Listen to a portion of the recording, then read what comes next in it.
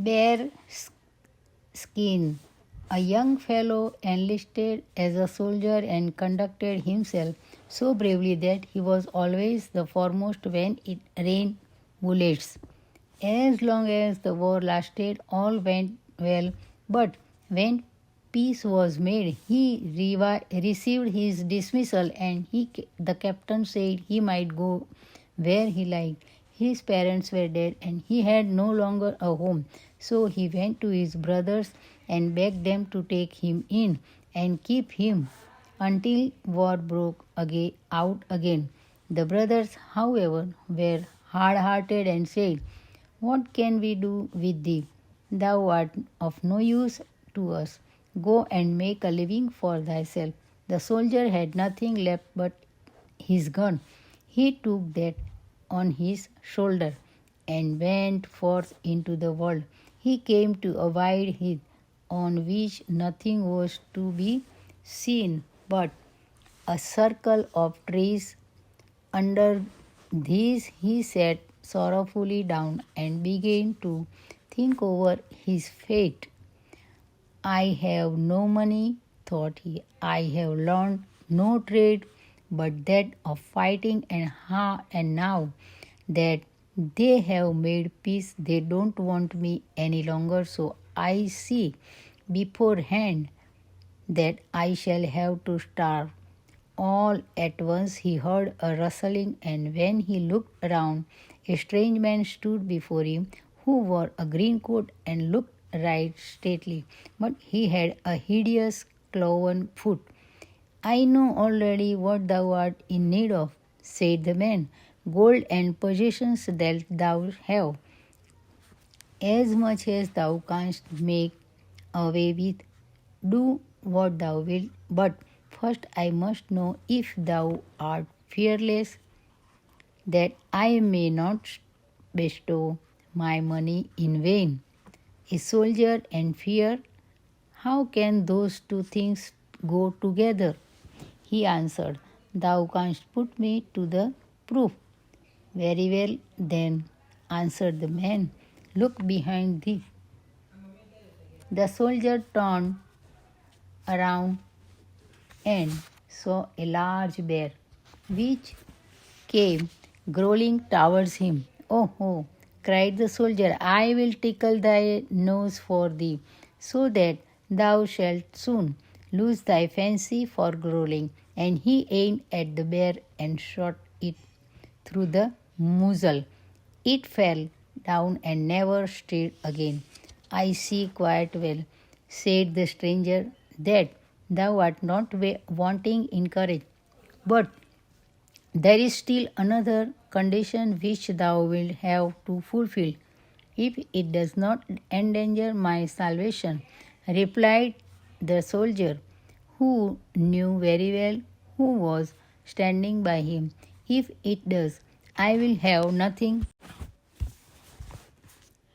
When the old man saw himself set free from all these troubles, he did not know how to be grateful enough. "Come with me," said he to Bearskin. "My daughters are all miracles of beauty. Choose one of them for thyself as a wife. When she hears what thou hast done for me, she will not refuse thee. Thou do in truth look a little strange, but she will soon put thee to rights again."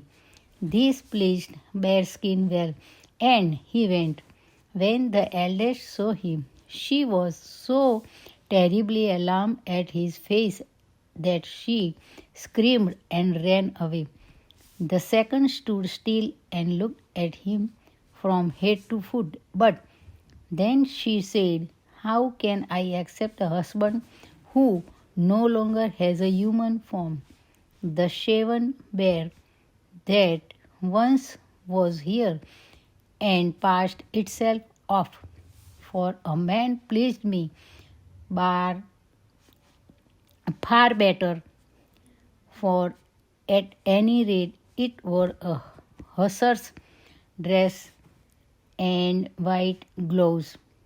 If it were nothing but ugliness, I might get used to that. The youngest, however, said, "Dear father, that must be a good man to have helped you out of your trouble.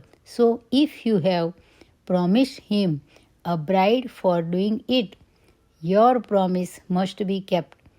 It was a pity that Bearskin's face was covered with dirt and with hair, for if not, they might have seen how delighted he was when he heard these words. He took a ring from his finger, broke it in two, and gave her one half, and the other he kept for himself. He wrote his name, however, on her half, and hers on his, and begged her to keep her peace carefully. And then he took his leave and said, "I must still wander about for 3 years, and if I do not return, then thou art free, for I shall be dead. But pray to God to preserve my life." The poor betrothed bride dressed herself entirely in black, and when she thought of her future bridegroom, tears came into her eyes. Nothing but contempt and mockery fell to her lot from her sisters. "Take care," said the eldest. "If thou givest him thy hand, he will strike his claws into it." "Beware," said the second. "Bears like sweet things, and if he takes a fancy to thee, he will eat thee up. Thou must always do as he likes. Began the eldest again, or else he will growl." And the second continued, "But the wedding will be a merry one, for bears dance well." The bride was silent and did not let them vex her. Bearskin, however, travelled about the world from one place to another, did good where he was able, and gave generously to the poor that they might pray for him. At length, as the last day of the 7 years dawned, he went once more out on to the heath and seated himself beneath the circle of trees. It was not long before the wind whistled and the devil stood before him and looked angrily at him.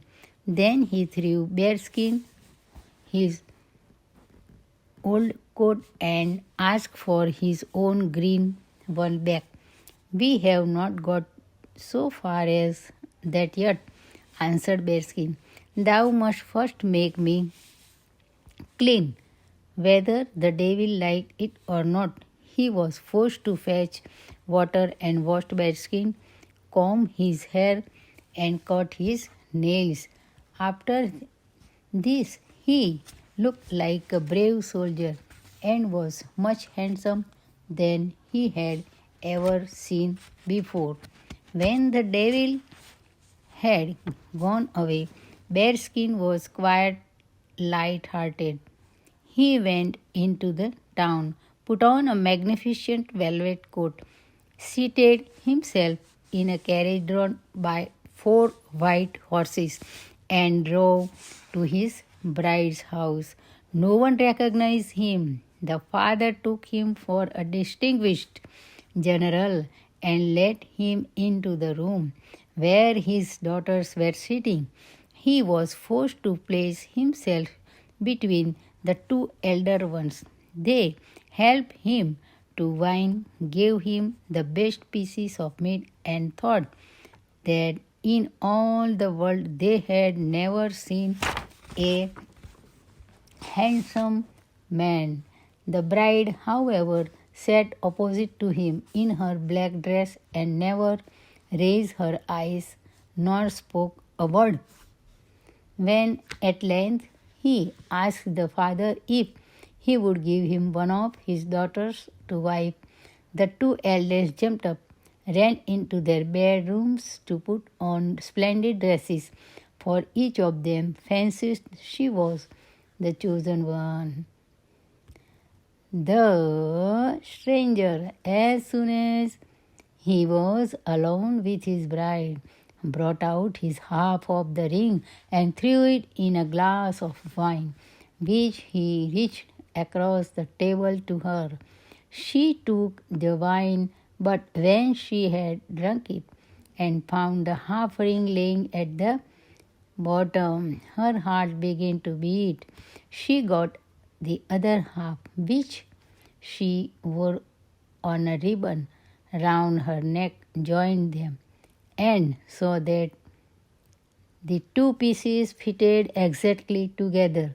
Then said he, I am thy betrothed bridegroom, whom thou sawest as Bearskin, but through God's grace, I have again received my human form and have once more become clean. He went up to her, embraced her, and gave her a kiss. In the meantime, the two sisters came back in full dress, and when they saw that the handsome man had fallen to the share of the youngest, and heard that he was Bearskin, they ran out full of anger and rage. One of them drowned herself in the well, the other hanged herself on a tree. In the evening, someone knocked at the door, and when the bridegroom opened it, it was the devil in his green coat, who said, Sayest thou, I have now got two souls in the place of thy